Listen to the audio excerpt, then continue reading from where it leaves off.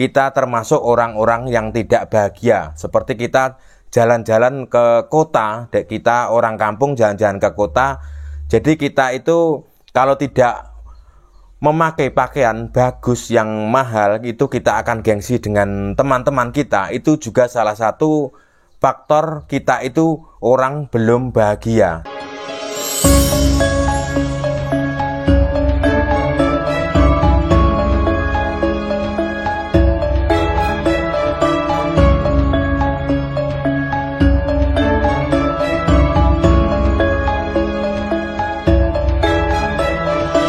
Assalamualaikum warahmatullahi wabarakatuh. Salam budaya, rahayu untuk kita semua. Salam kebangkitan Nusantara. Jadi untuk pembahasan kali ini saya akan membahas 10 provinsi paling bahagia di Indonesia dan juga beberapa provinsi yang tidak bahagia yang ada di Indonesia. Jadi di Indonesia itu berbeda-beda suku, berbeda-beda agama, berbeda-beda bahasa, tetap satu nusa, satu bangsa untuk menuju Indonesia sejahtera. Ini dalam pembahasan kali ini saya mengambil dari Detikcom, seperti itu ya, dari sumbernya dari Detikcom, Badan Pusat Statistik BPS. Belum lama ini merilis hasil survei pengukuran tingkat kebahagiaan SPTK. Dari hasil tersebut terdapat 10 provinsi di Indonesia dengan indeks kebahagiaan paling tertinggi. BPS telah melaksanakan kajian tentang tingkat kebahagiaan beberapa kali, yaitu uji coba tahun 2012 dan tahun 2013, kemudian survei pengukuran tingkat kebahagiaan sebanyak 3 kali, tahun 2014, tahun 2017, dan tahun 2021. Pendekatan yang digunakan adalah kepuasan hidup, afeksi, dan eudaimonia. Pada tahun 2021, meski masih menghadapi situasi pandemi, indeks kebahagiaan penduduk Indonesia mencapai 71,49 atau naik 0,80 poin dibandingkan perhitungan sebelumnya di tahun 2017. Indeks kebahagiaan tersebut merupakan indikator yang bersifat subjektif. Indikator hanya mengukur persepsi masyarakat tentang apa yang dirasakan dalam menjalani kehidupan sehari-hari. Adapun peringkat indeks kebahagiaan terbaik dinilai berdasarkan atas 3 dimensi. 1. Dimensi kepuasan secara personal maupun sosial. 2. Dimensi makna hidup. 3. Dimensi perasaan. Seperti itu. Jadi sesuatu yang kita rasakan itu bahagia atau tidak itu memang tergantung dari kita masing-masing atau dari keluarga kita masing-masing, dan ada lembaga yang mensurvei ya dari berbagai wilayah yang di Indonesia mengatakan seperti itu. 10 provinsi paling bahagia di Indonesia mengutip laman resmi BPS. Provinsi paling bahagia di Indonesia adalah nomor 1 Maluku Utara 76,34%, Kalimantan Utara 76,33%, nomor 3 Maluku 76,28%, 4 Jambi 75,17%, nomor 5 Sulawesi Utara 74,96%, Kepulauan Riau 74,78%, Gorontalo 74,77%, Papua Barat 74,52%, Sulawesi Tengah 74,46%, Sulawesi Tenggara 73,98%. Ya. Itulah daftar 10 provinsi paling bahagia yang ada di Indonesia. Nomor 1 Maluku, nomor 2 Kalimantan Utara, nomor 3 Maluku, nomor 4 Jambi, nomor 4 Sulawesi, nomor 6 Kepulauan Riau, nomor 7 Gorontalo, nomor 8 Papua Barat, nomor 9 Sulawesi Tengah, nomor 10 Sulawesi Tenggara.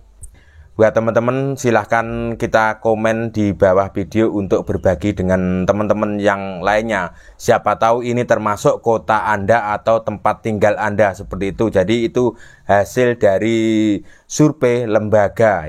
Sementara untuk provinsi dengan indeks kebahagiaan 2021 paling rendah adalah Banten dengan 68,8. Selain Banten, ada juga 10 provinsi yang menempati indeks kebahagiaan terendah menurut survei BPS tahun 2021, termasuk diantaranya Ibu Kota Jakarta. Berikut daftarnya. Jadi ini 10 provinsi dengan kebahagiaan terendah. Mungkin karena kepadatan penduduk, karena ekonomi, dan juga karena lowongan pekerjaan yang menipis. Nomor 1 Banten 68,8. Nomor 2 Bengkulu 69,74. Nomor 3 Papua 69,87. Nomor 4 Nusa Tenggara Barat NTB 69,98. Nomor 5 Jawa Barat 70,23. Nomor 6 Nusa Tenggara Timur 70,31. Nomor 7 Sumatera Utara 70,57. Nomor 8 DKI Jakarta 70,68. Nomor 9 Aceh 71,24. Nomor 10 Sumatera Barat 71,34. Nah, seperti itulah daftar-daftar provinsi yang tidak bahagia menurut lembaga-lembaga tersebut ya. Mungkin apakah itu ada di kotamu atau kebetulan tempat tinggalmu, seperti itu ya. Jadi kalau tentang kebahagiaan dan tidak bahagia itu memang banyak sekali unsur penyebabnya ya. Kenapa masyarakat di suatu wilayah tersebut itu tidak bahagia? Banyak sekali faktor. Yang pertama itu adalah faktor ekonomi ya, seperti itu, karena susahnya mencari ekonomi ya. Yang kedua faktor sosial. Faktor sosial di situ mungkin teman-teman sendiri yang mengalami tahu sendiri seperti apa faktor sosial atau faktor gengsi ya, seperti itu juga mengalami membuat orang itu tidak bahagia. Kalau kita itu hidup, kita itu gengsi ya, seperti itu, kita tidak mau menerima apa adanya. Contohnya seperti makan, tidak mau makan seadanya. Kita itu gengsi ketika kita keluar rumah. Jadi itu salah satu bentuk kita termasuk orang-orang yang tidak bahagia. Seperti kita jalan-jalan ke kota, kita orang kampung jalan-jalan ke kota. Jadi kita itu kalau tidak memakai pakaian bagus yang mahal, itu kita akan gengsi dengan teman-teman kita. Itu juga salah satu faktor kita itu orang belum bahagia. Juga ada tekanan hidup dan juga tekanan yang lain-lainnya. Walaupun kita seumpamanya kita itu sudah punya pekerjaan mapan, gajinya besar, jadi belum tentu kita itu bahagia.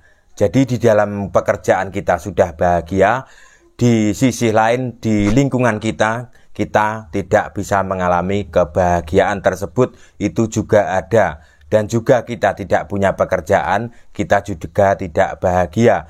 Jadi kita dengan faktor adanya keyakinan tertentu juga membuat kita tidak bisa bahagia atau tidak merasa nyaman atau tidak bahagia karena tekanan seperti itu. Jadi banyak sekali faktor-faktor membuat masyarakat Indonesia itu merasa tidak bahagia. Yang pertama adalah hidup gengsi seperti itu.